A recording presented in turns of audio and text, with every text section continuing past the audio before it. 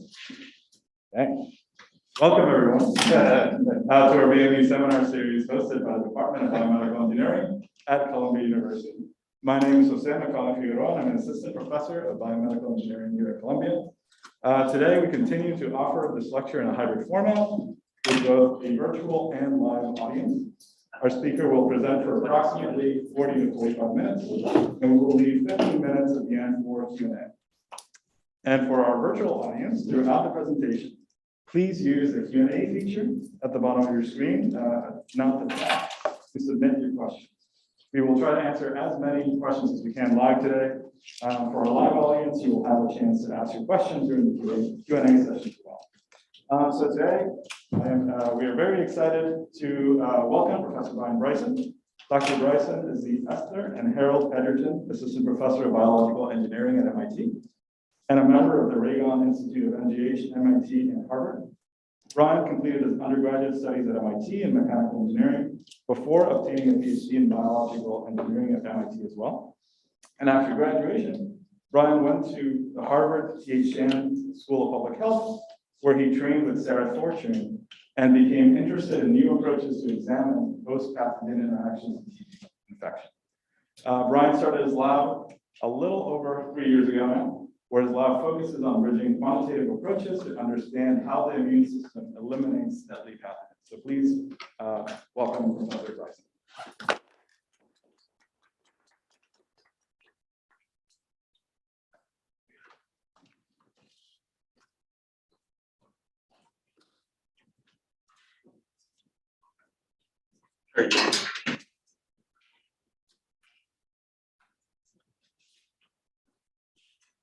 Awesome. Thank you, Jose, for that introduction, and thank you all for having me.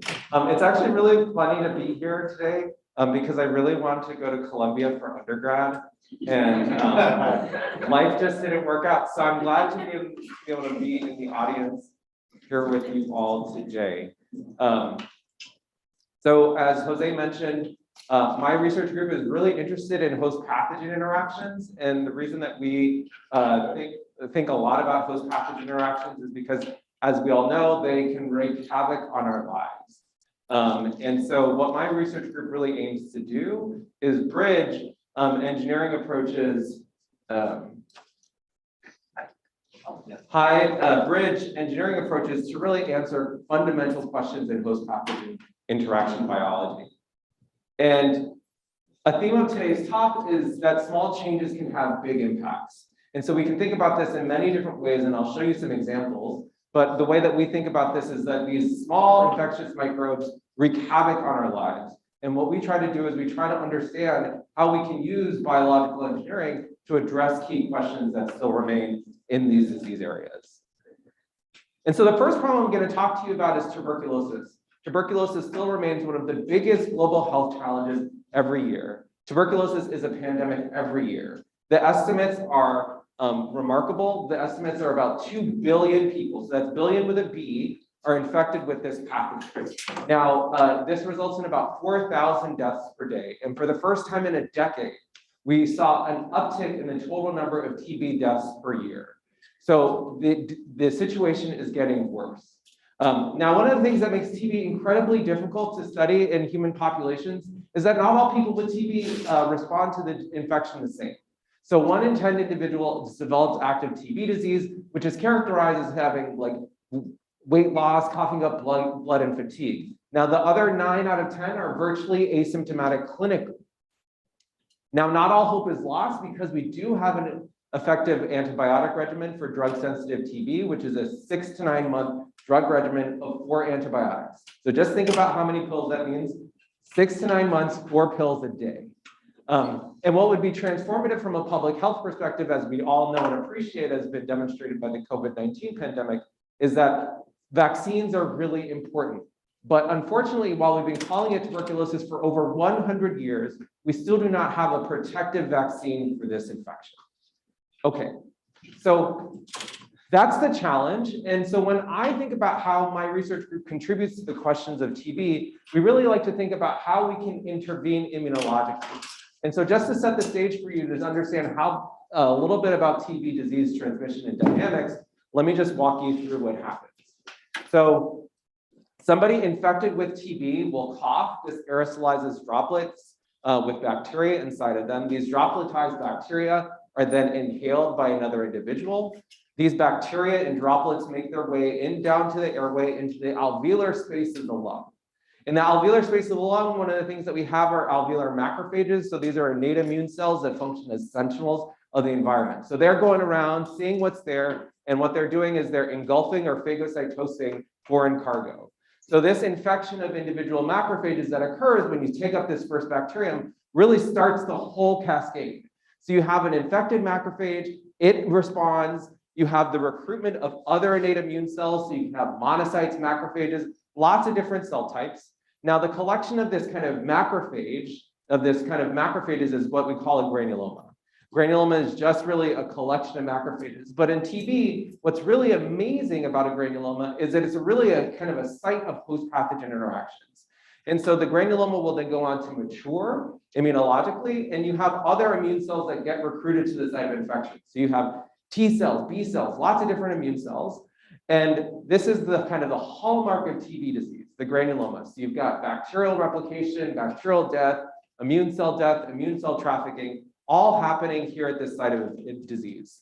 Now, what is really remarkable is that while we traditionally have thought about granulomas as identical, granulomas are incredibly heterogeneous. So somebody infected with TB might actually have multiple granulomas inside of them, and not all these granulomas are operating identically. So some granulomas will sterilize the infection, so fully kill the bacteria. Other granulomas will not.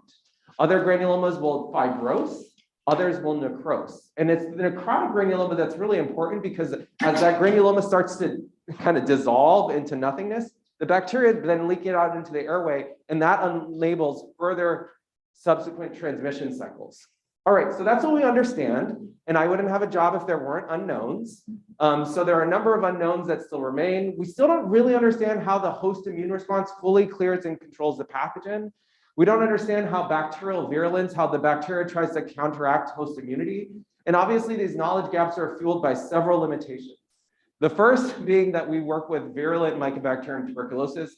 This is a pathogen that doubles about every 24 hours. When we do our studies, we do all these studies in a biosecure 3 environment. So imagine that, like if you've ever had to pipette, imagine that you're pipetting in a scuba suit, because that's really what it feels like. And I always tell my students, they're like, oh, is there a kit for this, for me to do this assay? Almost everything in TB, you have to build it yourselves, which is both a challenge, but also a gift. Okay, so that's what we don't understand. And when I started my research group, I really wanted to just ask a simple question. And that simple question was, what does the early immune response to MTB look like? Because what we really wanted to say is like, we don't really even understand how infection begins.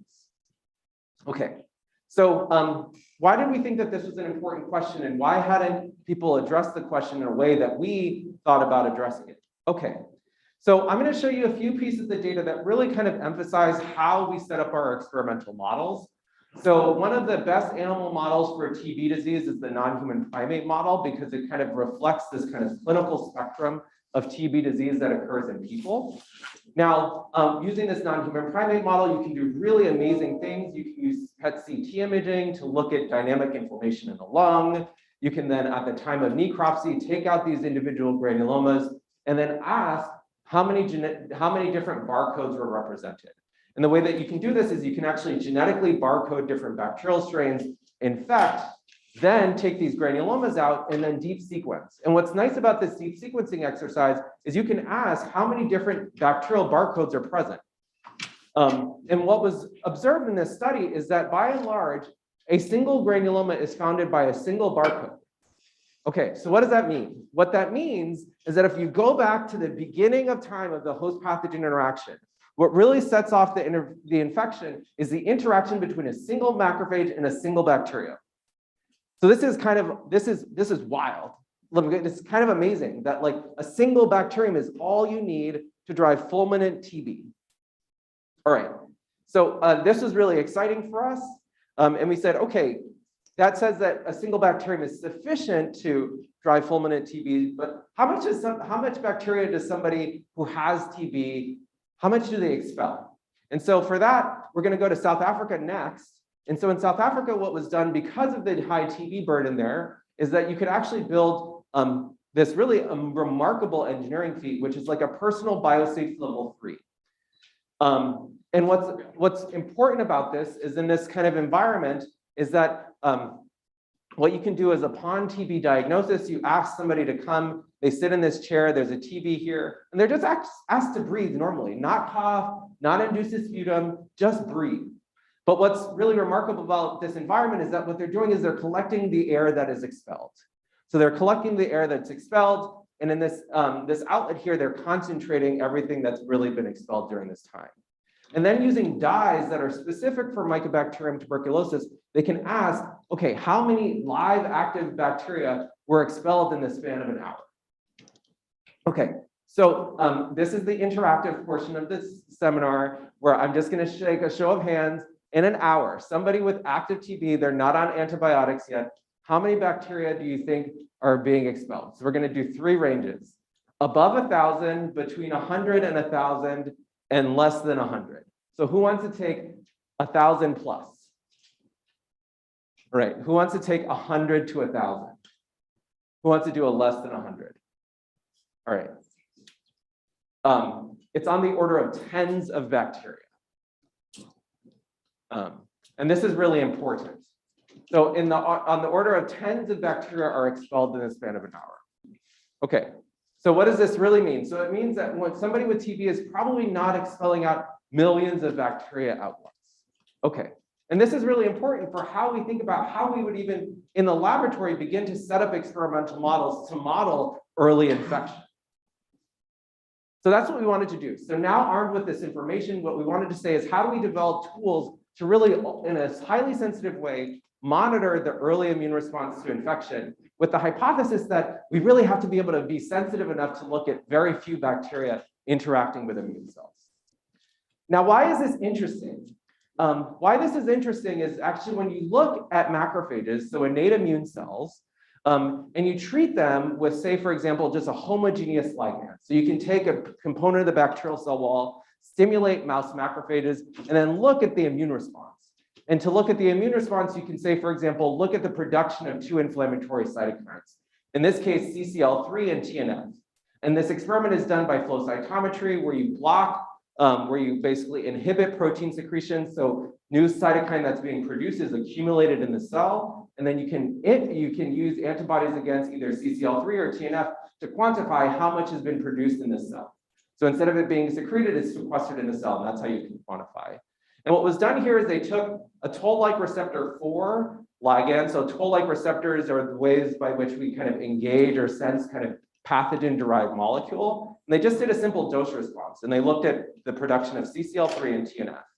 And what I want to draw your attention to is when you go to very high concentrations of this toll-like receptor 4 ligand, you get about 100% of the cells making both CCL3 and TNF. But what was really, really interesting is this kind of intermediate response.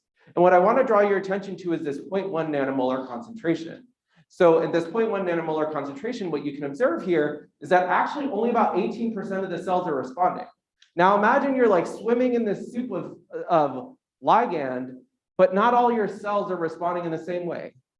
And this is the really important takeaway here, because what this suggests is that even in the presence of a homogeneous ligand stimulation, not all cells are equipped to respond equivalently, especially at low concentrations. So inherently, there's some amount of heterogeneity or subpopulation dynamics in these cells that really dictates how well you can respond. Okay, so this is really important. This is like a big takeaway that like even if you think you have all identical cells, they may have different propensities to respond in kind of this setting of an immunostimulatory ligand. Okay, cool. All right. So how do we extend this observation to our understanding of TB? So I just want to acknowledge the graduate student who's done all this work, Sydney Solomon. She's now a 5th-year graduate student. But when we thought about how do we extend this model, the first thing that we realized is that this model, that the data that existed was for toll-like receptor 4. TB is not thought to engage with toll-like receptor 4. It's thought to engage with toll-like receptor 2. So we wanted to do is just ask, does this kind of subpopulation dynamic paradigm translate to other toll-like receptors? And so to do that, what we do is we center all of our observations in human cells. So we make human monocyte-derived macrophages. We just get healthy blood. We isolate the precursors, which are monocytes. We then differentiate them, and then we have our macrophages 6 days later. And we can just look, for example, now here, just looking specifically at TNF-alpha production upon stimulation with a soluble toll-like receptor 2 ligand, PAM3CSK4. And what was really surprising and exciting to see is that when we did this experiment, we started from unstimulated cells to cells where we started to titrate up the PAM3 concentration, well, we found something very similar. So I'll draw your attention to this 1 nanogram per mil. Actually, about 4% of the cells were positive for TNF production. Okay, so this is super exciting. Again, it suggests that, okay, even in the setting of soluble homogeneous ligands, we have these subpopulation dynamic responses. All right, so that's what we have. Now, when we actually think about the response to an intact pathogen, it gets a little bit more complicated. And I'm just going to skip this slide for time. But we really just wanted to ask, okay, how does this conceptual paradigm that we established for subpopulation dynamics translate to intact bacteria? But when we actually think about the response to an intact bacterium, the system becomes more complex. So we have variation in macrophage state. You can imagine having variation in bacterial state. And then one of the things that's very just something we always have to address is that when you actually infect with TB, not all cells get infected. So what I want to draw your attention to on this slide is just on the x-axis, we're looking at time, and on the y-axis, we're just looking at how many cells have taken up GFP-expressing bacteria. And what I want to draw your attention to is even if we wait for 4 hours, only about 60% of the cells actually end up taking up bacteria. So what this again means is that we've got these subpopulation dynamics that exist in kind of response to homogeneous ligand, but we also have this variation in who takes up bacteria in the first place. So we have multiple kind of different subpopulation dynamics occurring at the same time. All right, so this is really important because when we think about how we measure the response to intact bacteria, doing something at the bulk level at 15 minutes, well, it's only 5% of your cells that are actually infected in the first place. So this is really important when we think about how we do our measurements. Okay, so in order to really take a step further than what we traditionally do using bulk approaches, what we said is, well, we can just use fluorescent bacteria and now begin to, using flow cytometry, discriminate between the cells that are infected versus bystanders. So nomenclature-wise, cells that have GFP bacteria inside of them that we can identify by flow cytometry, we'll call infected, and the GFP negative cells are called bystanders. And so by flow cytometry, we can just begin to discriminate these individual responses. So this is super exciting for us. And so we wanted to say, okay, now what happens when we add TB? And what I want to draw your attention to now is, so now we're asking in human monocyte-derived macrophages, how many cells get infected? And of those cells that are infected, how many of them produce TNF? And what you need to know about TNF is it's one of the most well-studied inflammatory cytokines. And so on the y-axis here, you're looking at TNF-alpha, and on the x-axis, you're looking at GFP. And what I will first want to draw your attention to is, yes, we have about 50% of our cells that are infected with MTB, 50% of the cells are not infected. But in this infected population, only about 1 in 50 cells is actually producing TNF. So think about that. It's kind of like a molecular lottery, so to speak, right? You might get infected, and if you get infected, you might have an inflammatory response, at least when it comes to TNF-alpha. And so one question you might ask is, how does this change as you change pathogen dose? Yes, you can increase pathogen dose and start to increase the response a little bit, but the key takeaway is, one, that there are these subpopulation dynamics, and two, that increasing the dose does not dramatically change the response, at least with this MTB strain. Now, for those of you who may know a little bit more about TB, TB is not geographically a monolith. So there's actually different TB strains from different geographies in the world. And so we next wanted to ask, okay, yes, we're using one of the most commonly used lab-adapted lab strains, but we wanted to ask if this paradigm translated to clinical isolates as well. So we made fluorescent forms of our different clinical isolates. So here's our lab strain. Here's 3 different clinical isolates. And what I just want to draw your attention to is the trends are the same, right? So 50% of the cells are getting infected, but a very small population is actually responding by producing TNF. This is really important when you think about like how cytokines contribute to an immune response, because cytokines are the soluble way that we communicate that something's going on, right? So this is why this is important, because if you can't tell somebody that something's going on, how do they know?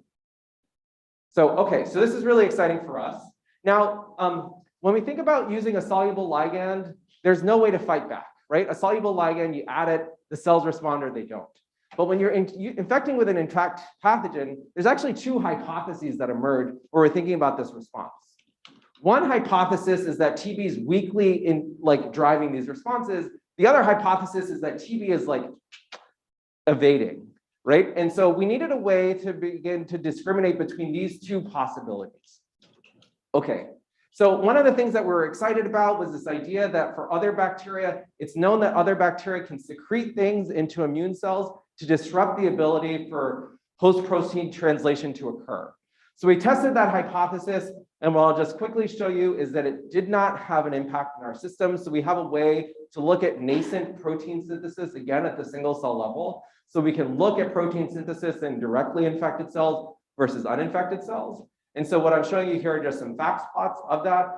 So here's just cells that were kind of underwent a sham infection and were just treated with a vehicle control. We added a bona fide protein translation inhibitor, cyclohexamide, and you can see here that there's a decrease in protein synthesis or protein translation. But if we look at the bystanders or the directly infected cells, we saw no difference. So it's not that TB is disrupting protein translation writ large. Okay, cool. But that doesn't raise the possibility that maybe TB is just a precise pathogen and it's somehow disrupting TNF production specifically. So how do we test that hypothesis? So this is a clever experiment, and I have to give the credit to Sydney here. And what Sydney wanted to say is like, okay, how do we begin to discriminate between this possibility that TB is directly interfering with TNF production? So what's really nice about Sydney's assay is two things. One, we infected a low enough bacterial inoculum that you have this mixture of directly infected cells and uninfected cells in the same culture condition.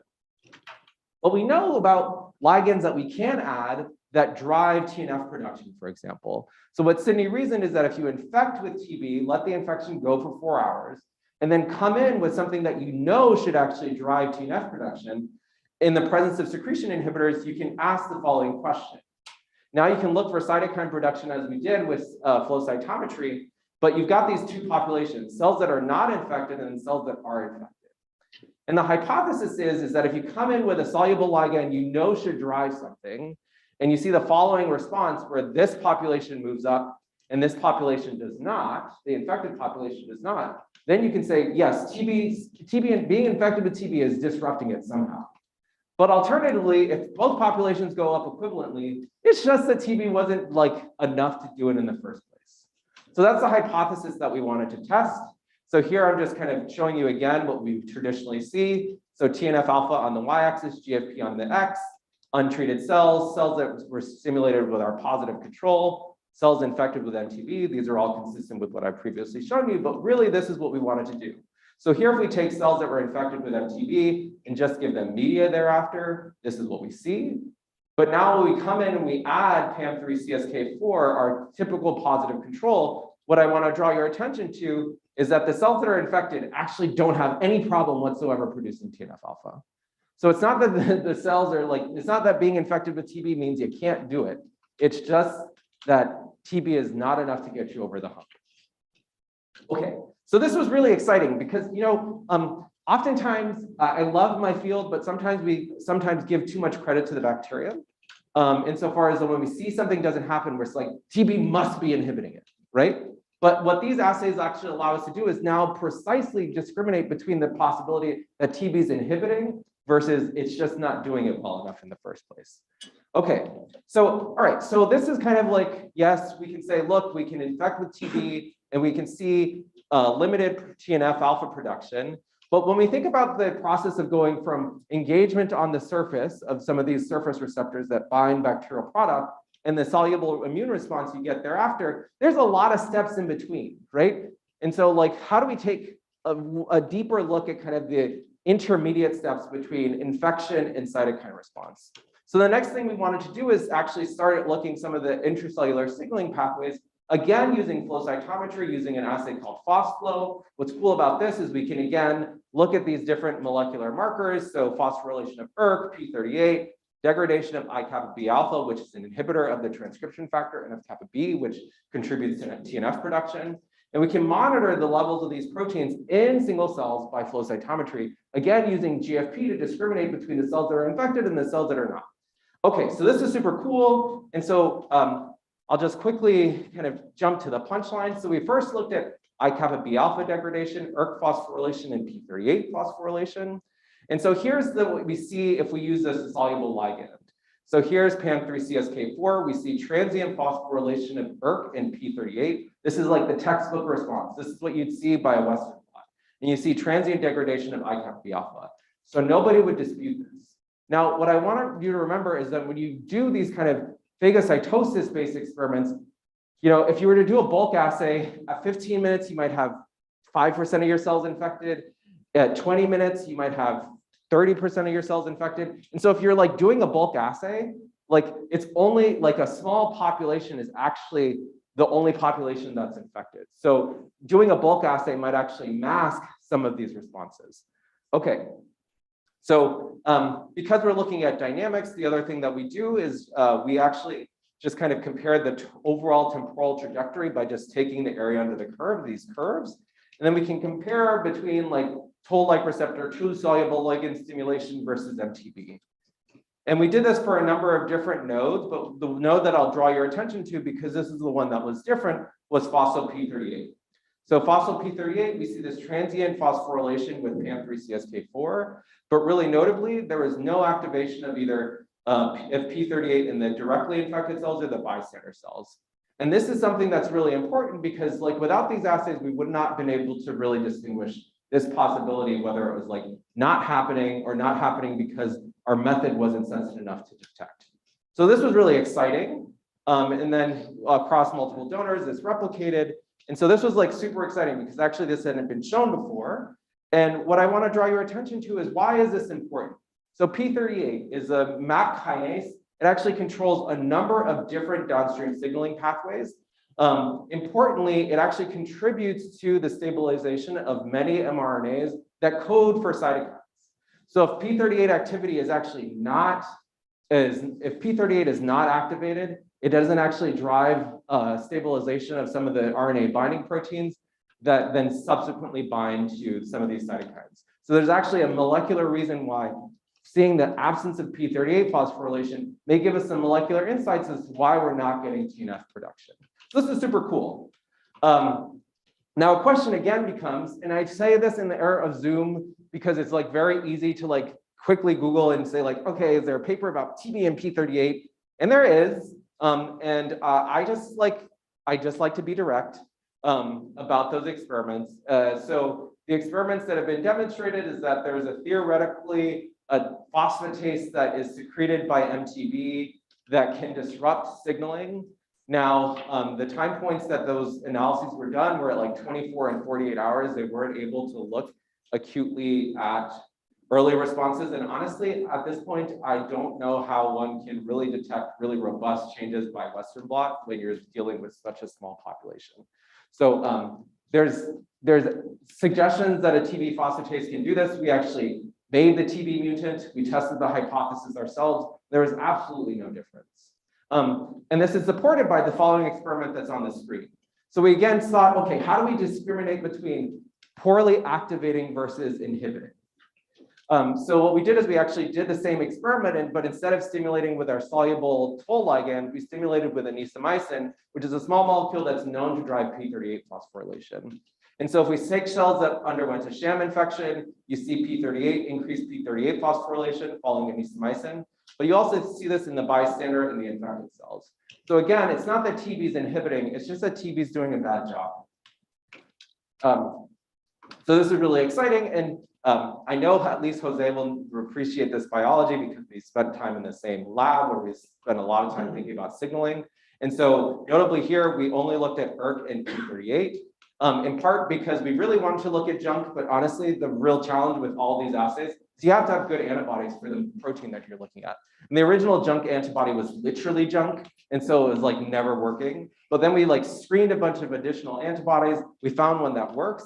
And what's super exciting is that, again, what was exciting to see is that in these cells, we saw phosphorylation of junk in response to PAM3 cis, but not in response to TB. So this really suggests that TB is doing a really bad job of activating two key MAP kinases that contribute to a lot of functional biology in the cell.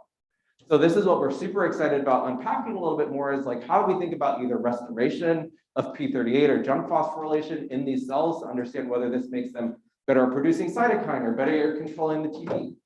So this is really exciting. So all right, so let's take a step back. So I've like proposed this big idea that, look, we have this kind of in vivo observation about like people getting infected. You know, we suggest that this is low bacterial burden, but is there any evidence to suggest that like what we're observing in vitro in the laboratory setting is consistent with kind of muted immune responses in people and intact organisms? So I'll give you two pieces of evidence that suggest this may be true. So in the non-human primate model, you can bronchoscopically infect with MTB. You can then serially challenge and look in the blood to ask like how many genes are differentially expressed. And what I just want to draw your attention to is when you do this bronchoscopic installation, so you're literally putting the TB in the lung. There's no question of whether it got there or not. It takes even about 10 days to see 500 differentially expressed genes in the periphery. So if you just draw blood and ask like, are there differentially gene expression? Okay, cool. But Bryan, TB's in the lung. What's the evidence to say that like looking at a peripheral response is the strongest piece of evidence I can offer to you? So for that, we'll go back to South Africa. And in South Africa, what was done is they did a human BCG challenge. So what you need to know about BCG is a vaccine that is often used for TB vaccination, no longer used really very much here in the US for TB, but it is still used. So they took people who'd been previously BCG vaccinated, and they said, let's do a human lung challenge with BCG. And they said, let's do transcriptomics and proteomics. So the initial inoculum that they did was 100 colony forming units, and they interrogated gene and protein expression 72 hours after infection. And what I want to draw your attention to is at 72 hours, they saw 3 differentially expressed genes, 3 with 100 bacteria. So they said, we didn't see anything, so we went higher. So they went higher, they still didn't see very much. So they had to go up to 10,000 colony forming units before they saw something that was really robust and statistical. And this is important because when we think about like how long it takes to actually go from a single bacterium to 10,000, if you double every 24 hours, think about how long that might actually mean in people before you really kind of mount a really robust immune response, at least the ways that we measure it here. Okay, so this is super exciting. So hopefully in this first half of the talk, I showed you that inflammatory thresholds shape the toll-like receptor 2 response in human macrophages, that maybe being immune evasive doesn't mean you actively have to do something, you just have to be silent, right? Like think about like the silent intruder. And that's how I've been thinking a lot about TB. That there's variability in the pathways that contribute to TNF production following toll-like receptor 2 stimulation. And importantly, while our understanding of signaling in response to toll-like receptors has been kind of described by these high concentration studies of a single soluble ligand at like, in some cases, a microgram per milliliter, you know, when we actually start to like do the dose response, what we start to see is like, actually, it's not this monolithic response that, you know, at some high concentration, you might get all the cells responding and doing this.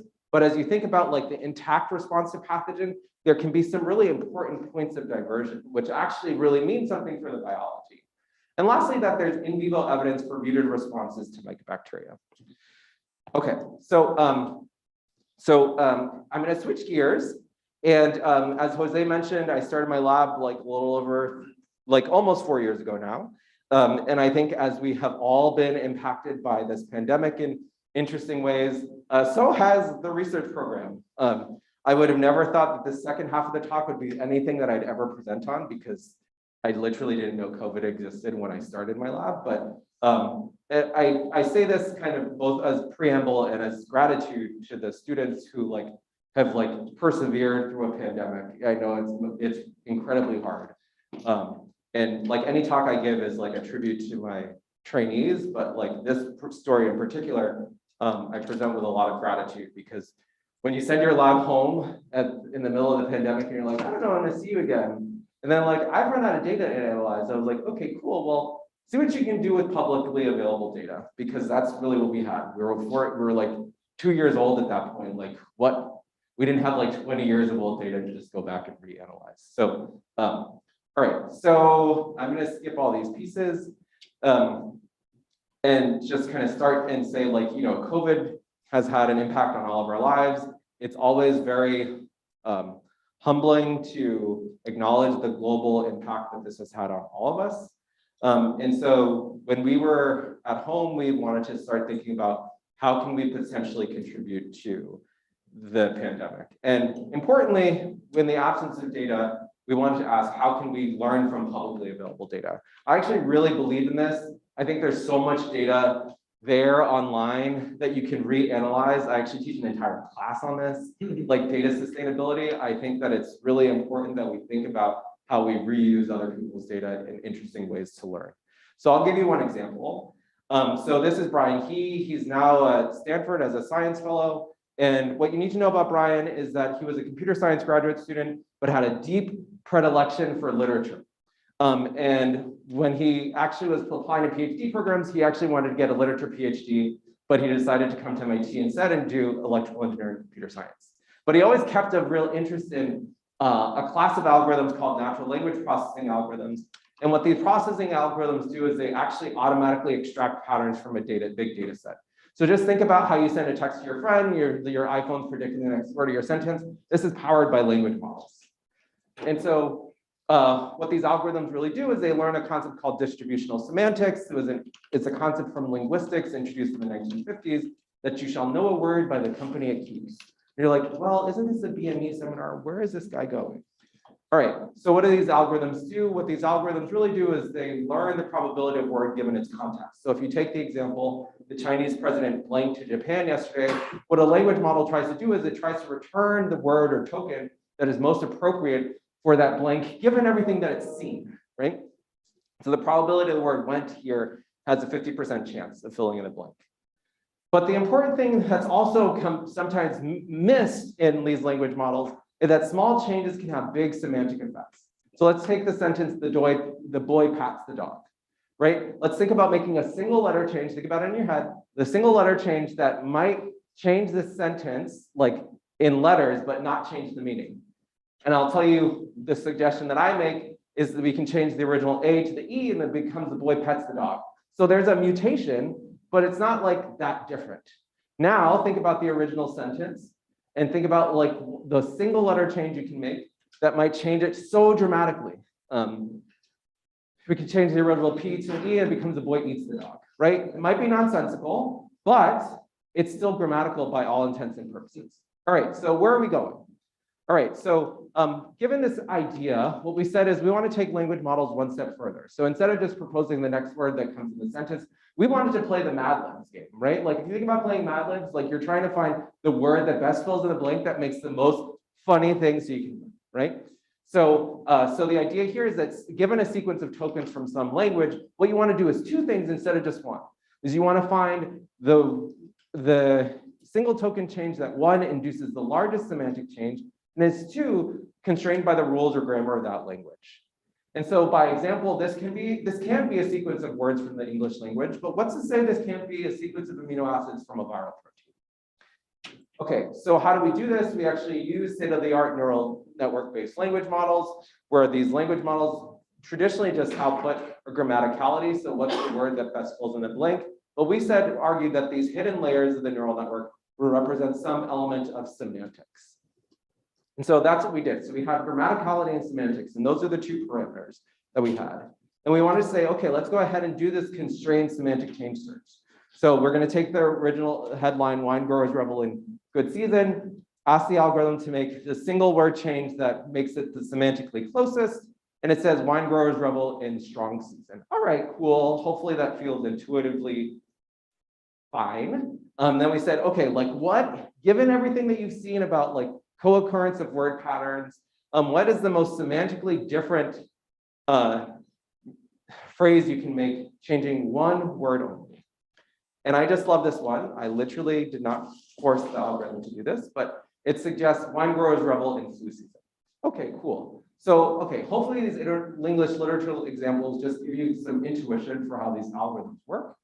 But the other thing that I'll tell you about myself is that I come from a family of like science enthusiasts, but non-practitioners. So when I was stuck at home and explaining to my grandma, like, how do we think about the pandemic? I tell her, like, you know, like small changes on individual proteins, those in viruses can have a huge impact. So here, if we look at the structure of influenza A hemagglutinin, this broadly neutralizing antibody binds here at this C1, at this histidine. But if the HA protein mutates such that this histidine becomes a serine, this broadly neutralizing antibody no longer binds. So again, when we think about viruses mutating, they're sampling this very large space of amino acid mutation through nucleotide mutation. And sometimes you find a mutation that allows you to escape antibodies. And so we wanted to ask, could we formalize this in some way algorithmically?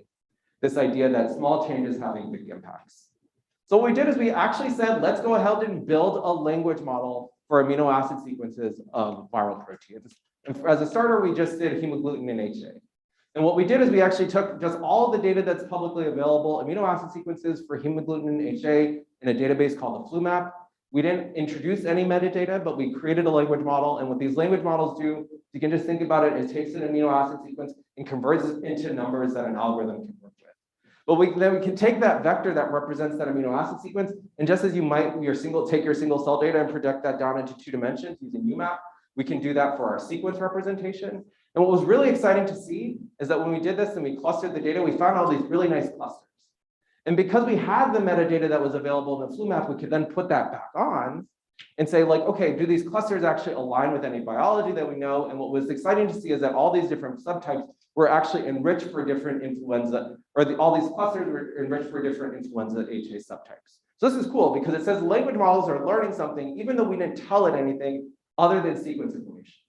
Okay, so this said, okay, let's take it one step further. Let's go ahead and perform CSCS on amino acids, constrained semantic change search, where we hypothesize for a good escape mutation, one that might escape antibody-based immunity, we would hypothesize that we want a mutation that affects the overall structure and fitness of the virus, as opposed to something that's functionally neutral, so high semantic change. And then we wanted something that does not harm viability or infectivity, so follows the grammatical rules. Okay, so those are the 2 parameters that we wanted to optimize for. And so how do we do this? The way that we did this is we actually used these sequences for influenza HA that were available in the FluMap. We trained a model, and then what we did is we actually said, okay, let's actually perturb this model. So let's go ahead and mutate. And the way that we did this is we took a specific influenza H strain that was identified in Perth in 2009, and we performed in silico each potential single amino acid substitution of every amino acid in the protein to every other amino acid. So this is called the deep mutational scan. Importantly, this model is actually never trained on any of these mutated sequences. So we're basically doing evolution on the computer.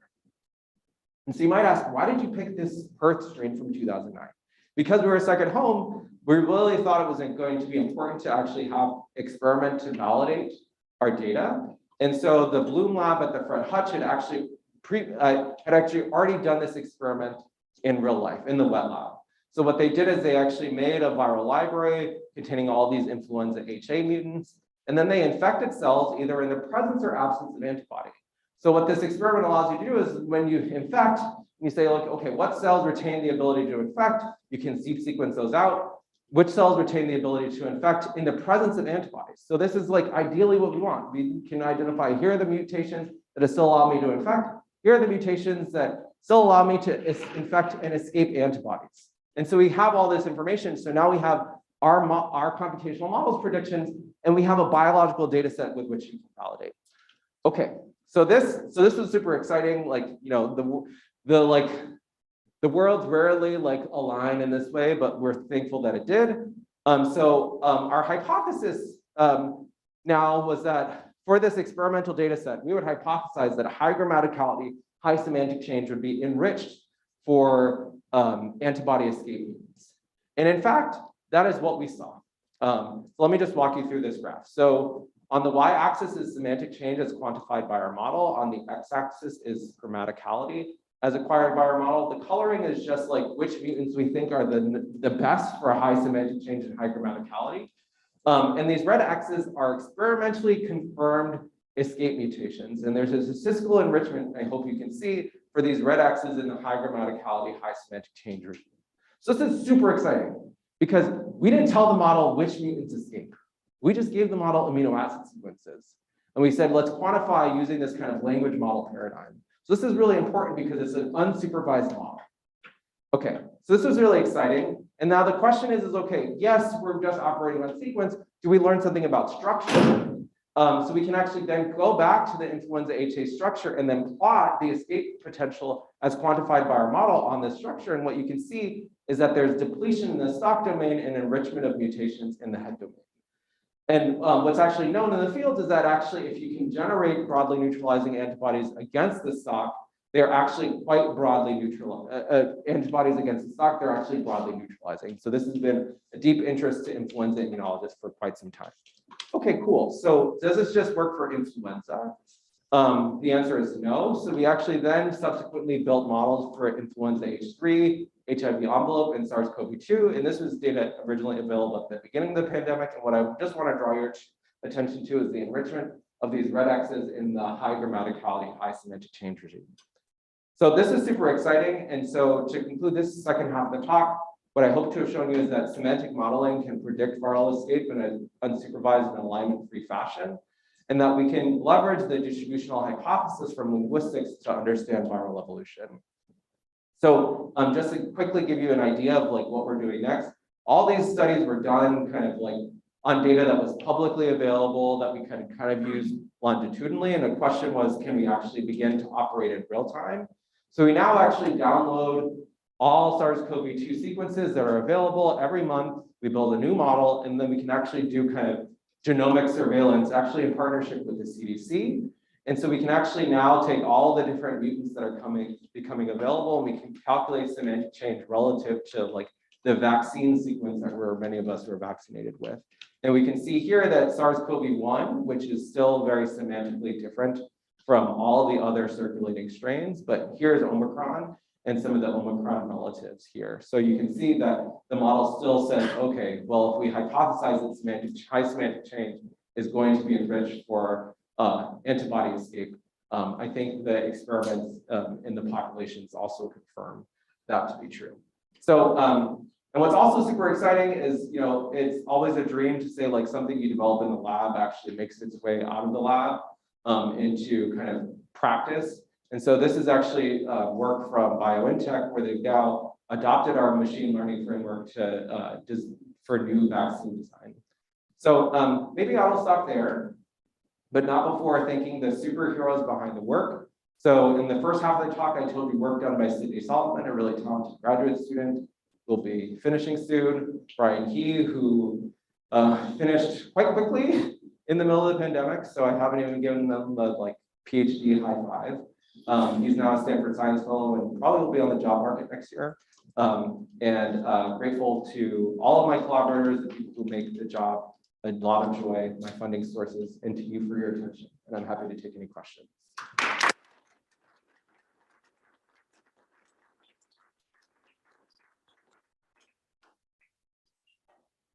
Well, thank you so much, Professor Bryson, for the fantastic presentation. And before we get into the Q&A, I just want to call everyone's attention to our next hybrid seminar, which will take place next Friday, April 22nd, and we will hear from Professor Aaron Streets from UC Berkeley as he presents new tools for multimodal precision measurement of single cells.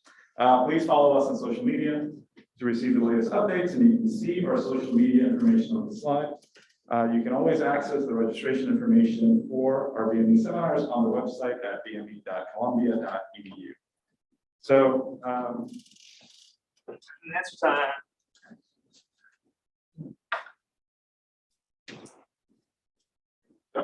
So we have a few questions to get through online, I believe. And I'm sure a lot of audience has questions, so we will do the best to answer as many as possible. And if we do not end up addressing your question, you can see your speaker's contact information on the slide. So please feel free to reach out. Okay. All right. Yeah. Okay, great. That was really awesome. I especially enjoyed the second part of the talk as a computer scientist with interest in applying these kinds of machine learning algorithms, sorts of things to biological data. Your work is inspirational and timely and amazing. You pulled it off during the pandemic as well. Thanks. Anyway, questions?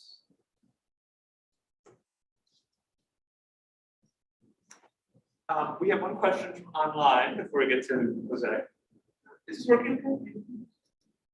Okay, I'll just try and speak loud. Laura Ballman asked, could you potentially use these modeling techniques to track the trajectory of mutations or pathway changes that occur during disease progression to better characterize disease or identify biomarkers, et cetera? What types of sampling would be needed? Yeah, so that is a really good question. So, so we're trying that a little bit with HIV, where we have experimental models where we can like infect and look at the HIV evolution within an individual animal over time.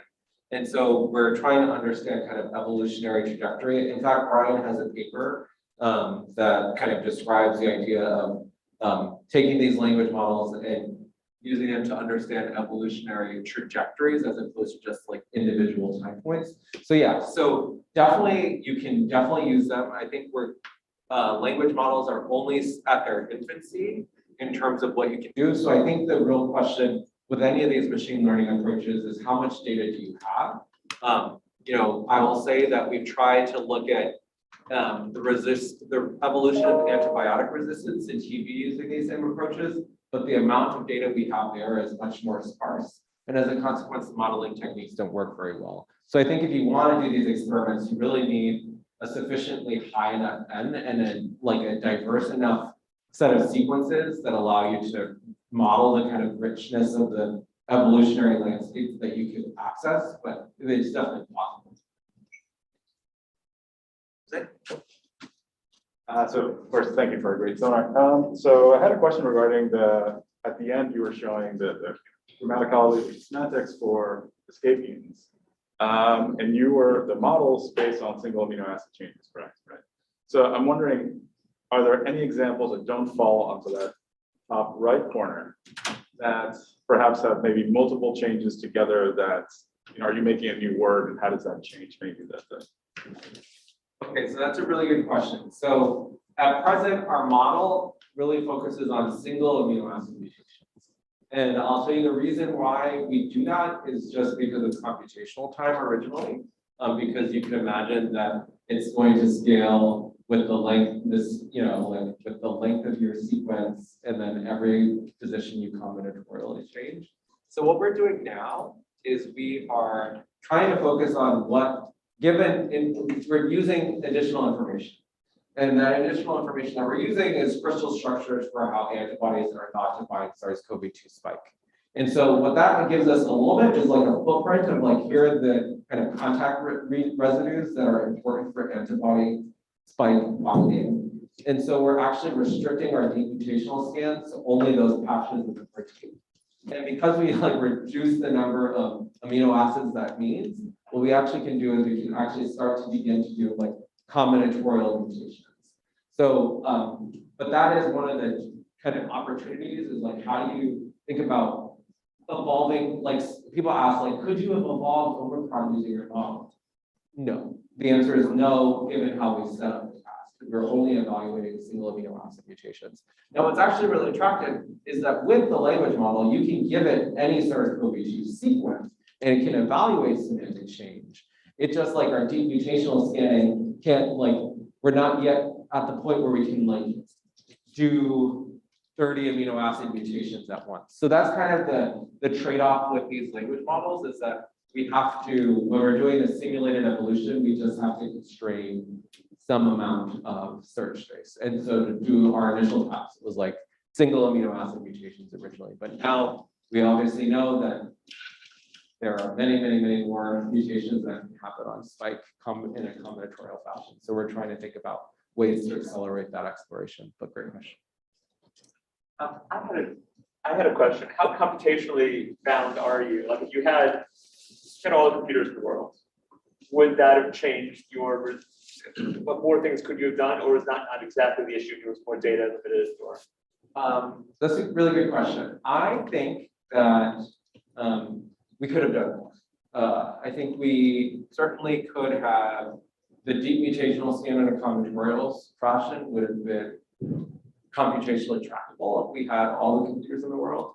I will say that like the original spike protein language models that we're building at the beginning of the pandemic, even just using the hardware we had available, like the building the model took only about 12 hours. So that really wasn't rate limiting when you think about like, yes, our computational model can make a prediction super quickly, but even like if we're buying a gene from Twist to have it synthesized, it's going to take 7 days. So like we were still, all of our predictions were faster than like the gene synthesis step. So, so I think it's really the deep mutational scan that would have been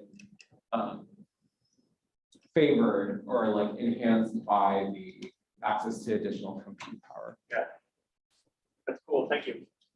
We had a couple more questions online. And Jana Saxena asked, first question, would this help us characterize different viral evolution? Do you anticipate differences between DNA versus RNA viruses?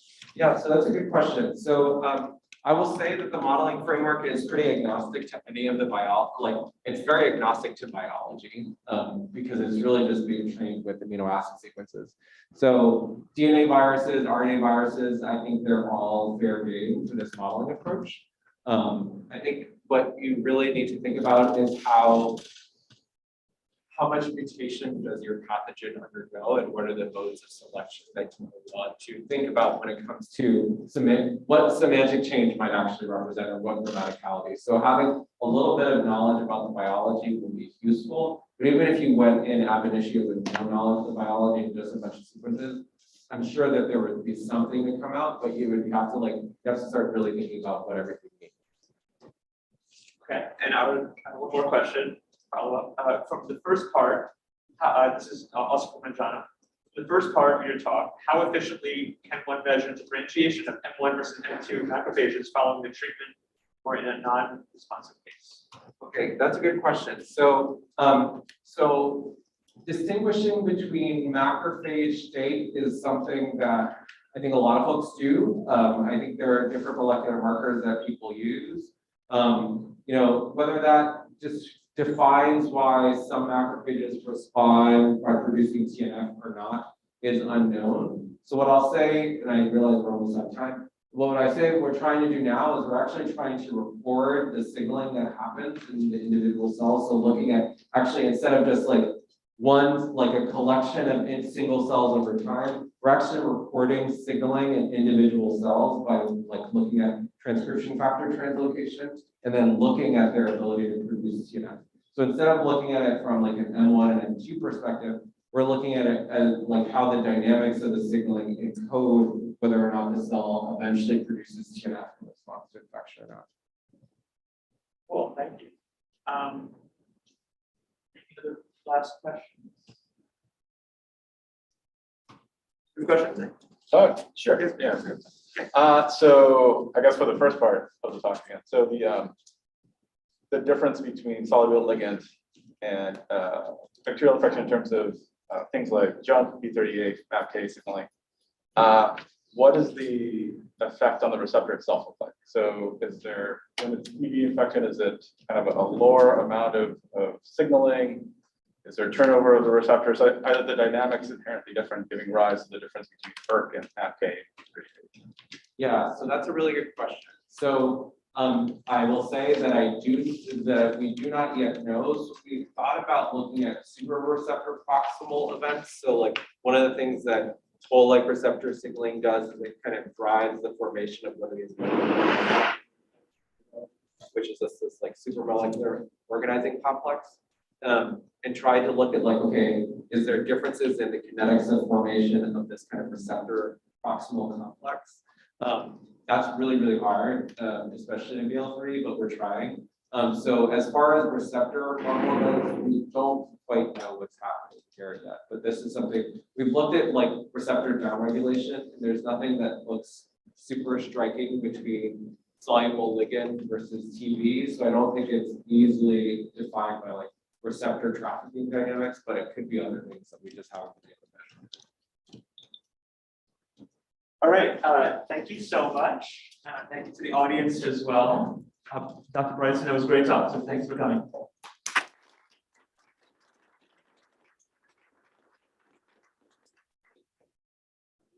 Easy.